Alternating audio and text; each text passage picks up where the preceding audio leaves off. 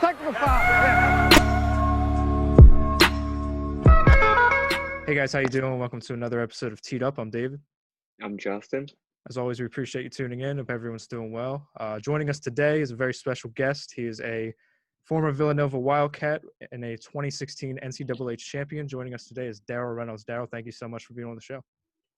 Of course, man. Thank y'all for having me on. And Absolutely. I already am going to say it. I appreciate the hell out of your wall behind you. The iris on one side, the Kobe put together. I appreciate it. I'm not going to say I'm not a fan of the jerseys to the far right, but. So you're not a fan of the greatest player of all time? Oh. Because I knew I was like, because there's four of them, I know that's coming. Yeah. Yeah. I mean, this is pretty much the order. I got LeBron 1, Kobe 2, and then Jordan 3. So I like that. I pretty much put it in the order that I think. I like that. Yeah. So yeah, thank you for being on. How's the this whole new world of quarantine treating you? Oh man, it's been weird. It's weird. A bunch of creative work getting done, but at the same time, just seems like a bunch of like almost not gonna say too much downtime, but I'm used to moving. I'm used to being in the mix, meeting with people, and the fact that everything is like phone calls for 30 minutes at a time instead of a meeting face to face or it's just weird, man. Just like disconnected, I guess the best way to put it. Yeah, I mean, like I can't wait for the day that we never have to use Zoom again. Yes. You run into so many problems with it, and it's just the quality isn't as good. But hopefully we get to it's it. like we're gonna look back and realize like we weren't doing it right with Zoom. Like we thought. We're gonna look at Zoom like we look at fashion in the early 2000s, like Canadian tuxedos and flat brim hats that were too damn big and 3XL football jerseys. Not the wage. Not the wage. You've been keeping busy. You have your podcast with BRODES, The Process. If you want to talk a little bit about that. Mm-hmm. So it's pretty much just a 76ers podcast. Yeah, man. It's me and Bruce were talking, and obviously, like he's been doing the sports thing for a minute on several different avenues. He does hockey, he does football, he does. I'm pretty sure he talks about everything but soccer. I'm pretty sure I've heard him like mention lacrosse before. But yeah, we were just talking like how could we like combine the two. And when he had found out that I like played with the Sixers Summer League team for like a brief thing, he was like, "Yo, let's just do a show on that." I was like, "That's dope." And I'm not gonna lie, like I look back on it now, I did not know what I was getting to with him.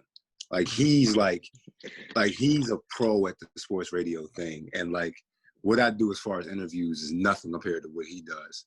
So I like walked into it not cocky, but kind of like, I got this. Episodes. It was rough. It was rough, but it's definitely gotten better. We're 20 episodes in now, so it's definitely gotten better. Yeah, it's a great show. It's really good. Especially BRODES is like one of the most passionate people that I listen to. As far as like he lives and breathes Philly sports. I mean, yeah. And so do you. You grew up in Philly. We went to Lower Merion, played for the Sixers Summer League, went to Nova. So it's a really good entertaining show. If you guys want to check it out, we'll put a link in the description for it. Definitely check it out. Appreciate it. Yeah, absolutely. So this is an NBA show strictly, but I'd be a fool if I couldn't ask any questions about just 2016, that Villanova team. That championship. I remember watching that like it was yesterday. It was like 11 o'clock at night. I mean, like it was a privilege just to watch that on TV, but for you, watching that close up, must have been insane. What was that whole experience like? It was wild, man. It was wild. It's funny, like I've always, for some moments, I've been the one right in the middle of it, and that's been great. For like a lot of the time, I felt like I've kind of had this like, I think that's why I go with the whole director thing, because it's what I want to do ultimately. But I've always had this like, kind of like a narrator's view on things. I'm not gonna lie, it sucks. Like obviously, I like during that shot, I wanted to be on the court. You know what I mean? Let's be honest. Everybody wanted to be the one who hit the shot. Let's call it what it is. You know what I mean? I don't want to bullshit y'all. But like, no, it was just like, maybe it's just because my mind works in stories, but like I remember like that last play when they were coming down the court and like Arch pitched it back to him, like the angle, because the court is elevated, so I was kind of down, like the angle I caught it on was just, like I said, I think it's my mind works cinematically, but like, bro, it looked crazy to like see him step into that, like, 1, 2. And, like, you play with a guy long enough, you know he's going to make it. And then, like, the ball's going up, and it's like, I now know why in sports movies, like, they'll show, like, that last shot in slow motion, because that's how this felt. Mm-hmm. And then it, like, went in. I was like, it's either going to hit back iron and come out, or this shot is good. And it, like, went in and then went, like, immediately down. And, like, didn't even have a second to process before. Boom! Man. The cannons went off. But like I said, the angle I saw it at, it was just, like, it was weird. It was weird. Like, I felt like I wasn't there. You know what I mean? I felt like I was watching it, like, from somewhere else. Wow. Yeah, because the stadium there, it has the court there. It's elevated, so you were sitting low. So you almost had like a fan's view. Exactly. Like, it was just, the only other court I know that does something like that on the regular season is Butler. Like, I don't know if y'all ever seen Butler's bench, where Butler has you got to, like, step up to get up on a court, but it's not as bad as that one. So, like, in the picture, like, of him taking the last shot, like, I'm like, I have my hands planted and I'm, like, on the court, like, looking up. But like I said, something about that angle and just seeing how that play unfolded, like, it was crazy. But that experience as a whole, man, that whole weekend, like, the Final Four, the spectacle that it is just different, bro.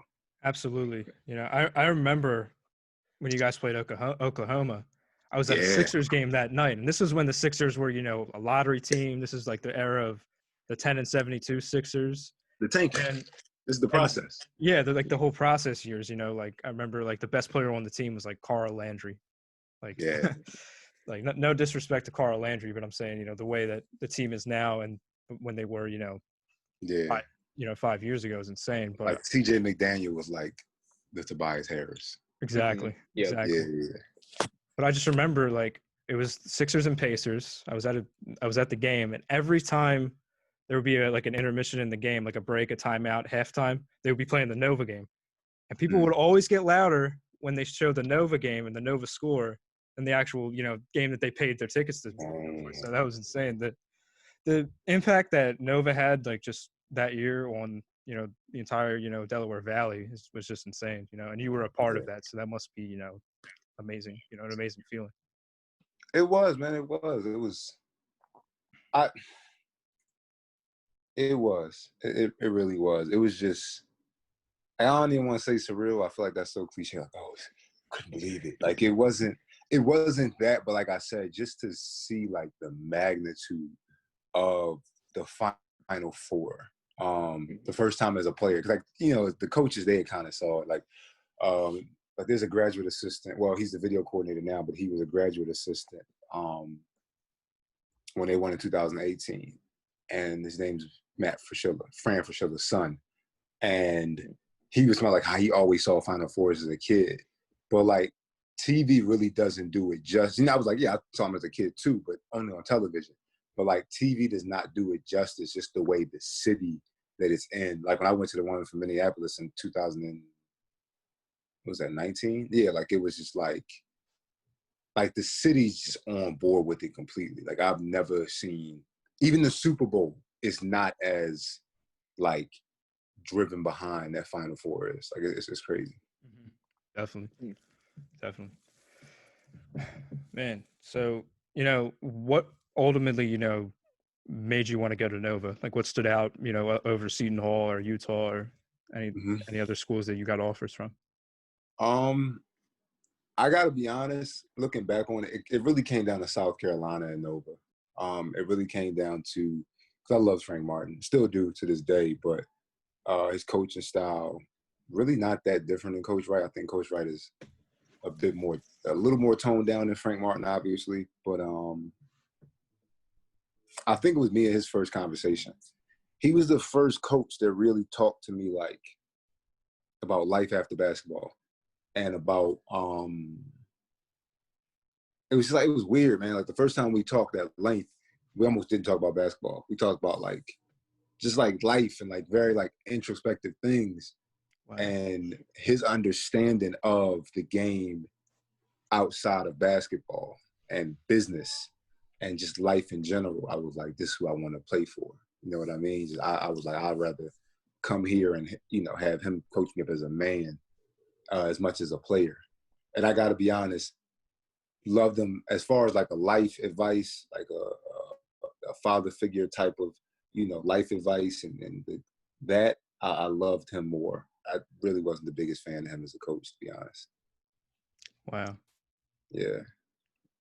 Coach Wright coaching style I wasn't the biggest fan at all times.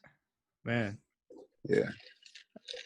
What was it like then playing for Jay Wright? Like, I think he's a pretty good coach. Like, personally, I think I want him to be a Sixers coach in the NBA. I think he'd do well there. But what was it like playing for him? It was challenging. Because and this wasn't what I didn't like. I actually loved this. He's one of those people that, like, he sees more in you than you see in yourself. And so, like, he's one of those people that, like, he really would just push us, man. Push us, and, like, almost to a point of, like, what the hell? You know what I mean? Like, bro, when to say when type of pushes. But you just find out how much you can really do when being coached by somebody like that for 4 years. You know what I mean? Like, you really realize, like, how much you're capable of and how strong you really are when you're around somebody who, like, doesn't accept anything less. So he was one of those, like, guys that said, like, good enough isn't good enough. Like, yeah. He always pushed you to be better. Yeah. Every step along the way. And it's just, quite frankly, it got to a point where it was exhausting. But like I said, it's once you get out of it, it gives you something that, like, can't be taken from you. It gives you it puts you in, like, a mental space that, like, you almost can't see any other way to think. You know what I mean? It's weird. So, like, do you think you benefited from it? What do you say? Do you think you benefited from it? What do you mean? Like, looking back on it, do you think what he did ended up helping you throughout your career here, or do you think it was too much? No, I definitely think it helped. I think it helped in life, like I said, just as much as it helped in the game. I think anybody that played for him and once they get out, they realize, like, how much it helped. But no, I definitely benefited from it. He benefited from it because, he pushed us to win. But yeah, it's just in the moment, it's not exactly, it's growth. It's rapid growth, and that's uncomfortable. You know what I mean? Did he like, I remember when Daniel Ochefu got hurt, was he the one that kind of said, like, to you, okay, you're going to go in and you're going to start over Ochefu while he's injured? Yeah, I actually started one other time that season. The first time we played Providence, we actually got snowed into the hotel. It was like a real bad snowstorm in Philly, and the game got delayed several days. Something took place in the hotel, obviously amongst the team. For that reason, I was starting over Daniel, and that was actually my first start, which sucked because we took an L to Providence in, like, overtime. You know what I mean? It's like, you don't ever want your first start to be an L, because then it's that moment of, you know what I mean? But Yep. yeah, so when Daniel went down, it was kind of like, and at that point, my junior year, like, I was consistently playing, like, my minutes were growing, so it was just like, it was kind of I'm not gonna say obvious, but it was like, all right. Yeah, I mean, you were definitely a huge impact on, when you kind of stood up and took that role. You could definitely see, the impact that you had on that team, ultimately. Thank you, bro. Yeah. So, shout out to Daniel Ochefu, by the way. I met him at a KOP in King of Prussia. Very cool guy. Very cool guy. Ski. Yeah. I remember, like, he was just a cool guy. Like, he's, like, really down to earth and just, like, like, took the time to talk to people, and he was a really good guy. Good people, man. Yeah, definitely. Same with Archie. I DM'd him, went back and forth on Instagram with him. Shout out to him. I don't want to say he's going to be a guest yet. It's in the works, but we'll possibly have him on. I don't know yet, but stay tuned for that. So since you have your podcast, we did want to get into some of the topics, not just in the NBA, or not just in the Sixers rather, but just in the NBA in general. So what I did want to ask you first is, since you do have the Sixers podcast, what are your thoughts on the Sixers heading into this weird playoff format? How do you think they're going to do? I think they're going to do great because of the pressure. I think they're going to do great because of the pressure. I really think this is one of those moments that's gonna I'm not gonna say going to, but it's one of those moments that they're gonna feel like it's a make or break. There's no secret that Brett Brown is pretty much coaching for his job at this point because they're gonna come for him, if he doesn't do something. Joel Embiid is talking about, working out 6 times a day, and everybody's at a point where it's like, we got to see it. Ben Simmons out there working out, and you see things constantly, but obviously the way he performed in the postseason last year, everybody's like, you know what I mean? Is he just going to be that guy who's great for the first 82, and then we need him most, he doesn't show up, vanishes like the Avatar? Like, it's really, I think for them, their backs being against the wall the way it is, especially after the season they just had with the terrible away record, but the great home record. It's just, I hope that they took this time to kind of stop and be like, all right, we got some adjustments. And it's all on, I'm not saying it's all on the line, but I got a feeling for them, they're going to get themselves in that mindset of being like, it's kind of now or never. You know what I mean? Absolutely. Why do you think the team struggled so much in the regular season? Do you think it was more the coaching or how the front office built this team? I don't think it's either. I think it's an immature team. I think the front office built this team perfectly. It is a team that's built for, like Elton Brand said before, the postseason. It's a team that's defensive minded. Could they get one more shooter? Yes, but I don't really think they need one more shooter. They just need people like Furkan and Shake to shoot a better clip. I think this team, and I've said this on Process, I don't think this team needs anything else. I think this team has what it needs. It's just a matter of those pieces working better and the coaching scheme bringing the best out of them. But I don't think, like everybody talking about how like J.J. Redick and Jimmy Butler leaving was like the most craziest detrimental thing ever. And it's like, I really don't think so. I think it's just you need that much more. And maybe that's because of what I saw at Nova. Like, y'all know the damn curse of the right hand. I feel like everybody broke their damn right hand or something.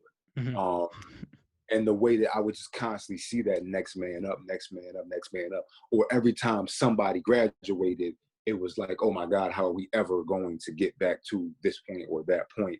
And then you keep making it back there. It's like, oh, I don't know if we're going to win a Big East title this year. And it's like, you keep winning them no matter how the cash, you know what I mean? Like, I feel like that seeing that kind of just put me in this mindset of like, stop trying to find something else and just look at what you have more and maximize that. And I think the Sixers have all the pieces. But no, I don't think it's coaching at all. I actually love Brett Brown. I think he let them breathe enough, but also gives them direction. But I feel like with an immature team, and to me, that's why I brought up the home versus away record, because I felt like that is a true mark of an immature team.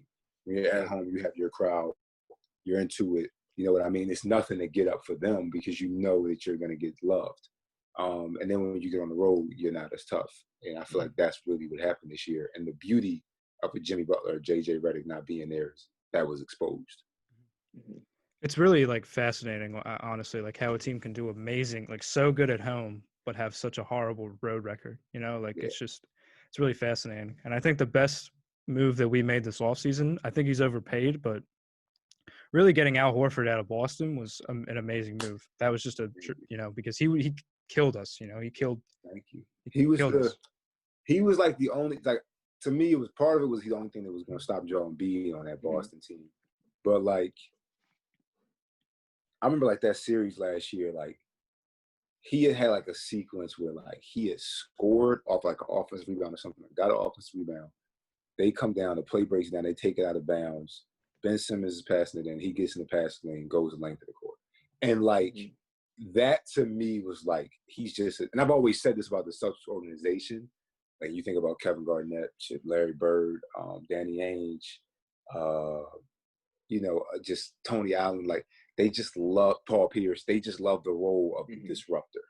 You know what I mean? And like for me, he really, maybe not the same attitude as those guys have, but like just a nuisance and a disruptor. And I felt like getting him off that team was the biggest thing. But I agree with you completely. They shouldn't have gave him that much money. It was a lot of it. But it was kind of needed because you needed to get him out of Boston. Because now I think we match up really well with Boston because they have no size. But before, we didn't really match up well with them. I mean, we beat them 3 out of 4 times this year. Yeah, but it's just the money. Like, that's so much. I just, like, you're right. Like, you're absolutely right. They had to pay him, but it's just like, I don't know. It's almost like like they low key paid their way to beat Boston, but like it was hefty. It cost $100 million plus to beat Boston, pretty much for a 33-year-old. For a 33-year-old. Would you trade him for Buddy Hield this offseason?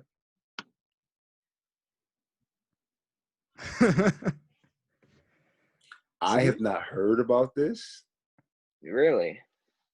But I've heard Buddy Hield's name in different things, but I didn't know it was like a actual consideration. Like I'd heard something about him in Houston. I was like, are you serious? I'd heard something about him going to Chicago. And it's like Chicago's just building, so I got that, but not Philly.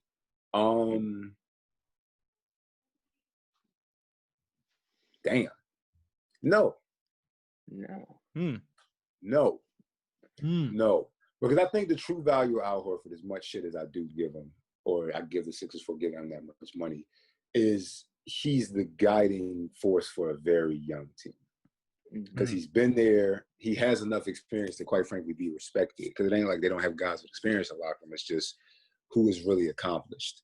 And he's kind of, I feel like he's a pseudo coach for Joel Embiid.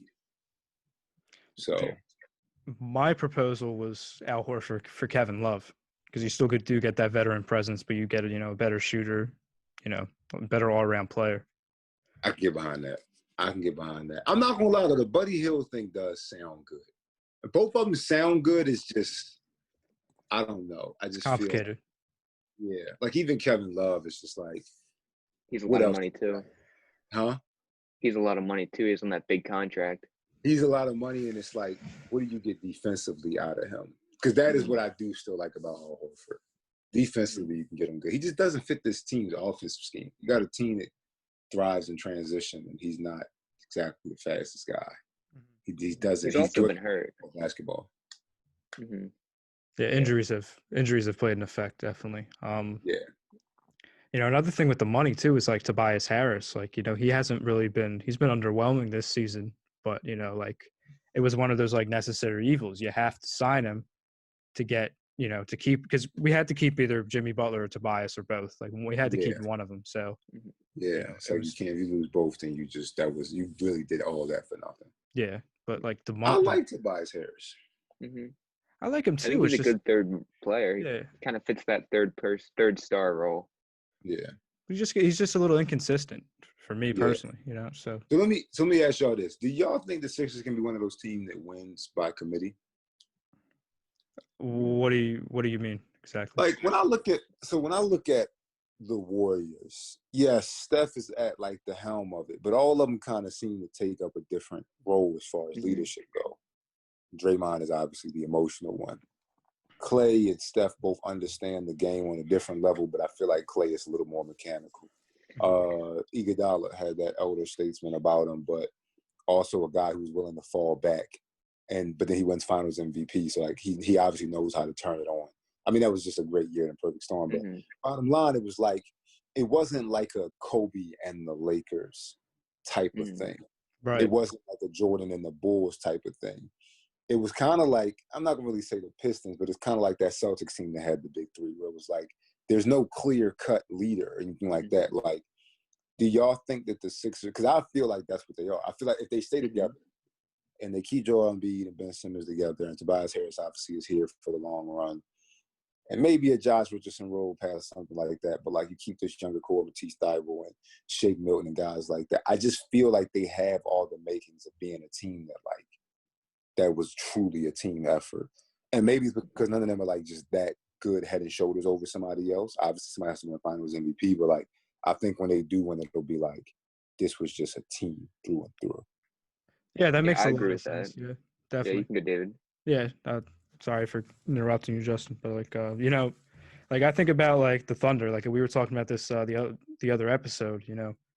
When the Thunder had Russ, KD, Russ, Paul George, and Melo, they ran into the same problem. They didn't know who was the leader because Russ needed the ball in his hands.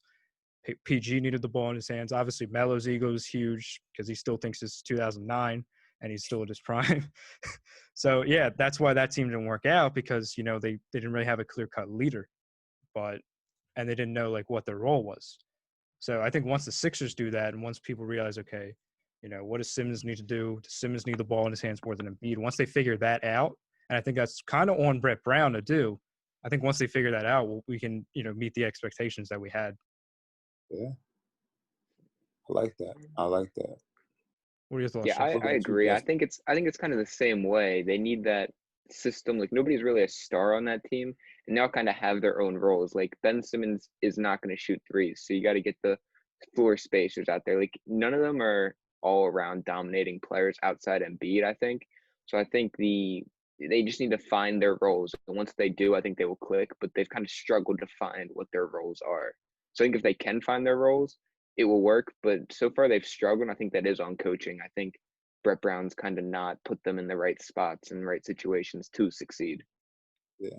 Mm-hmm. So I'm hearing that y'all aren't exactly the biggest Brett Brown fans. I'm not. I actually am. I really like Brett Brown. Yeah, he does. He loves Brett Brown. He hates Elton Brand, though, and I don't see why you hate Elton Brand. What's there to hate about Elton Brand? Because he traded away all the assets that we had for one season and we didn't win. You didn't know. Because now we got nothing in the future and we have no salary cap. I mean, I don't want to get into an argument because I don't want Darryl to just sit here let's just listen to us argue. But I mean, but you didn't know Jimmy Butler was going to leave. The year after, he seemed like he loved Philly up until Game 7.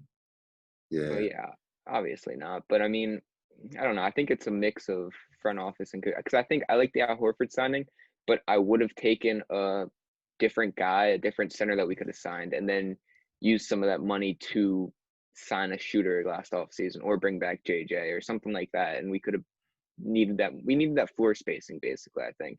Mm-hmm. I got Brett Brown's coaching isn't working at the moment. I got to be honest with you.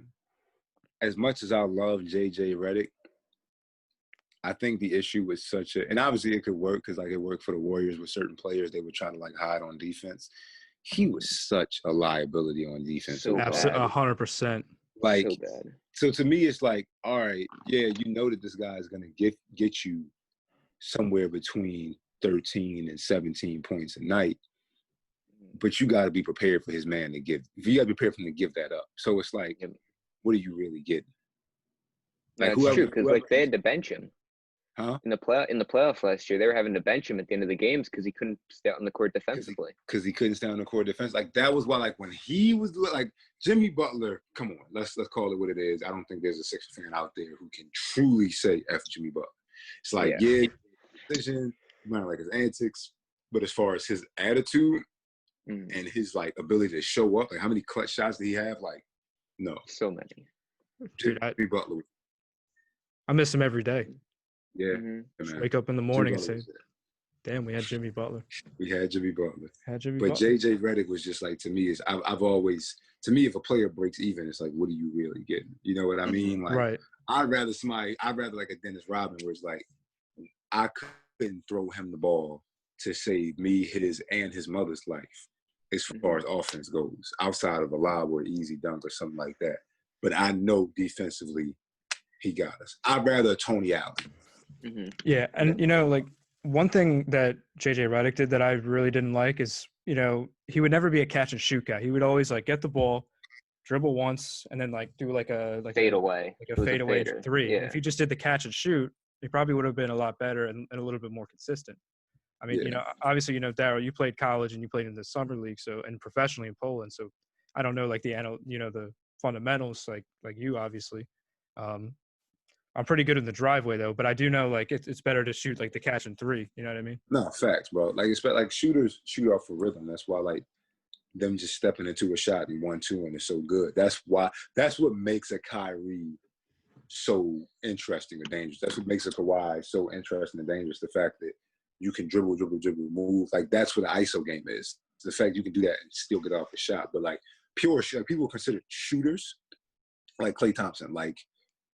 You thrive the best, and like you said, just kind of spotting up, having your knees bent, hands ready, just popping it. But I don't know, Jimmy Butler. I mean, JJ Redick I liked him. I liked his presence. I felt like that was kind of the thing that you also got from Al Horford, a guy who had kind of been around enough teams and had enough perspective. It's one thing to get a guy who's been on an organization for damn near his whole career, but Al Horford's kind of been around the block a little bit. He can speak to different things. He can speak about different guys' style. He has perspective. So I like JJ Redick because of that. But like I said, the whole I'm gonna get you 15, but my guy's gonna get 16. It's just like, well, what did you really do? Mm-hmm. That's why I like Buddy Hield, because I think he has the floor spacing that JJ brings, but he's a much better defender. Yeah.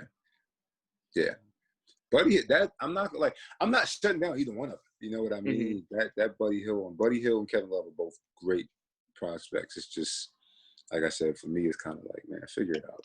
You know what I mean? Yeah. But like the whole thing is with that is like, what do you do with Jay Rich? You know, if you get Buddy Hield here, you know, that's gonna be a whole banner of who starts at the 2. You know. I feel like Jay Rich definitely has to. Has Buddy Hield really been that good in Sacramento? I got to be honest. Like, I got so much going on. I only have a 10 span for so many different teams. And the Sacramento Kings is not exactly high. Like, y'all want to talk about Miami? I'm for it. You want to talk about LA? I'm for it. You want to talk about even Minnesota up until about halfway through this year? I'm for it. But yeah, man. Was he really that good? He was good, but he kind of got benched. He argued, I think it was with the coach or a different teammate. He got into a fight or something, and then he ended up moving to the bench.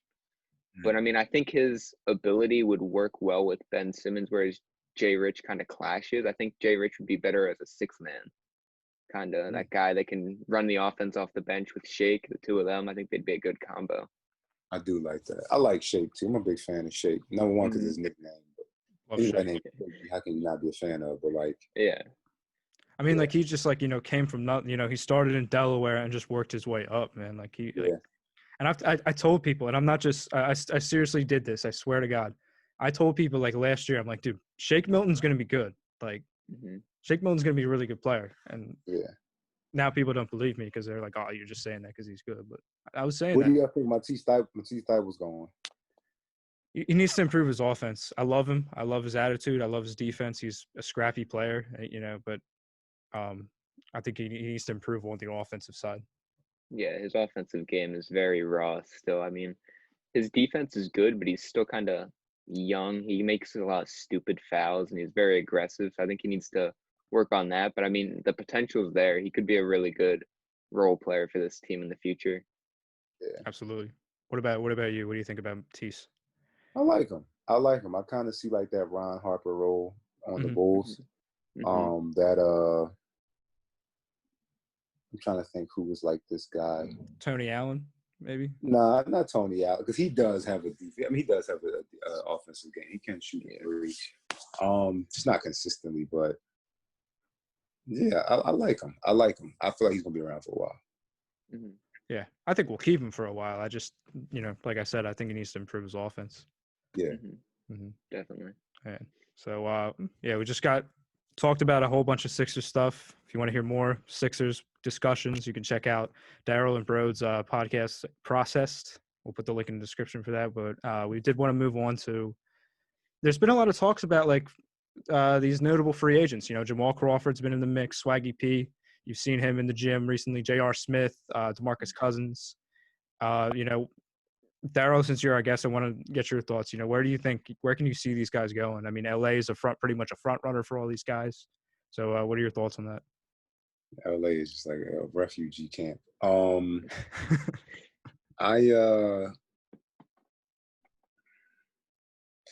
Outside of Jamal Crawford, the other three to me is just like not as people, but as players at this point. DeMarcus Cousins to me seems like the biggest head case ever. And it's just, I feel like we're in an era of basketball where it's like, you really have to be amazing to be an asshole. Because it's like, there are so many good guys who are great players that just, it's like, it's almost no room for that anymore. You know what I mean? It's a new day. It's like, I was telling some younger players, I was like, y'all can thank LeBron. He showed people that you can be absolutely amazing and still be a decent dude. You know what I mean? That whole concept or idea that, oh, that player's just an asshole because they're great is just not a thing anymore. And it's like, with him, it's just, it turns into a risk versus reward. It's like, how much am I getting and how much am I giving up for this? And it's just, he hasn't, time and time again, he just hasn't, like, weighed up to it. And I looking from afar, it's like, it's not something to me that's exactly feel bad about. You know what I mean? It's not like Jabari Parker where it's like, damn, you know what I mean? You caught a bad break. It's just kind of like whatever. Nick Young to me is one of the most entertaining players, but that shit to me, he's a seat filler. You know what I mean? Like, I'm not getting him to win. I'm getting him because it's like somebody else is going to show up to the game, and when we on the road, people are going to show up to the game to see him. He's a seat filler. Swaggy P. Swaggy P. Exactly. I didn't even realize I said Nick Young. And then who else is there? Who else did you say? JR and JR. JR, I like J.R. Smith. I could see J.R. Smith teaming back up with LeBron in LA. I would love to see J.R. Smith have a redemption moment and go out on his career go out on a redemption moment with a chip in LA. Like, I want that for J.R. Smith. Yeah, especially because of 2018. That was pretty much like his last like defining moment.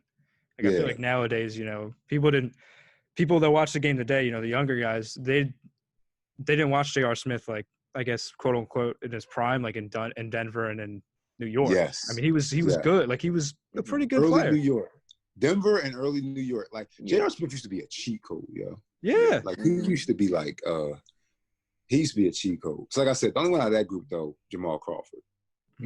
Definitely. I want the Sixers to get Jamal Crawford. I think he'd be a good fit. I can get behind that. I mean, I wanted the Sixers to get Swaggy P, man. Like because I love swag. I am a big Swaggy fan, dude. Like, but like he's Lance to me. But we need a shooter. Yeah, but not him. I don't know. It's just like the answers, like the shit that I don't know. I don't know. Maybe you don't need the off the court stuff. You don't need the whole package. Yeah. Like you don't. Yeah, man. It's like, what do you get? You already got this fragile ass team. Obviously, they can't keep themselves outside of things in check. So it's like, no, I'm not. I mean, like, we need some swag in Philly. I mean, like, I get that. We already got it with Joel. Nick Young could make Philly a party city. All right. Everyone says Philly isn't a good party city, but Swaggy could just, he could just make this a party city. I can see that. Like I said, he's a seat filler. I'm about to say feet filler. Say that 3 times fast. No, he's a seat filler. He's a seat filler. But I definitely see what you're saying. Yeah. He's definitely a fun guy. He's a fun guy. I mean, I think J.R. Smith would be, good with LA, like you said. Because he's pretty much like I think he's like a watered down Avery Bradley. Now that Avery Bradley's out, but like he can pretty much do what Avery Bradley can do. Yeah. He's just got to be consistent because a lot of things, when you've seen him, in Cleveland, it was inconsistency. So yeah, that's one thing. Especially at the end of the game. Absolutely, yeah.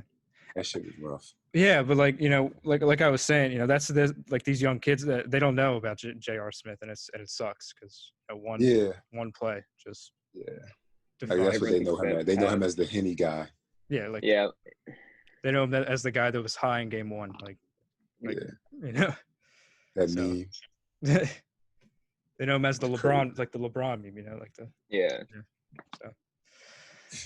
Yeah. So yeah, let us know what you guys think. Comment down below, DM us on Instagram.